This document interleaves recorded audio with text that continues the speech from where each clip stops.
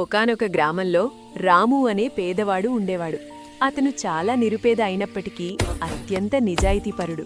ప్రతిరోజూ అడవికి వెళ్లి గొడ్డలితో కట్టెలు కొట్టి వాటిని అమ్మి తన కుటుంబాన్ని పోషించుకునేవాడు. ఒకరోజతను నది ఒడ్డున ఉన్న ఒక పెద్ద చెట్టును నరుకుతుండగా అనుకోకుండా అతని ఇనుప గొడ్డలి చేతిలోనుంచి జారి లోతైన నదిలో పడిపోయింది. ఆ గొడ్డలి తప్ప అతనికి వేరే జీవనాధారం లేదు. దానిని పోగొట్టుకున్నందుకు అతను చాలా దిగులు చెంది నది ఒడ్డున కూర్చొని ఏడవటం మొదలుపెట్టాడు. అప్పుడే నదిలోనుంచి ఒక దేవత ప్రత్యక్షమైంది. ఎందుకేడుస్తున్నావు అని అడిగింది. కట్టెలు కొట్టేవాడు జరిగిన విషయం చెప్పాడు. దేవత నదిలోనుంచి ఒక బంగారు గొడ్డలిని బయటకు తీసి, ఇది నీదేనా అని అడిగింది. దానికి అతను, కాదు తల్లి, ఇది నాది కాదు అని సమాధానం ఇచ్చాడు. తర్వాత దేవత మళ్లీ ఒక వెండి గొడ్డలిని తీసి చూపింది. దానిక్కూడా అతను, ఇది కూడా నాది కాదు అన్నాడు. చివరగా దేవత అతని పాత ఇనుప గొడ్డలిని తీసింది.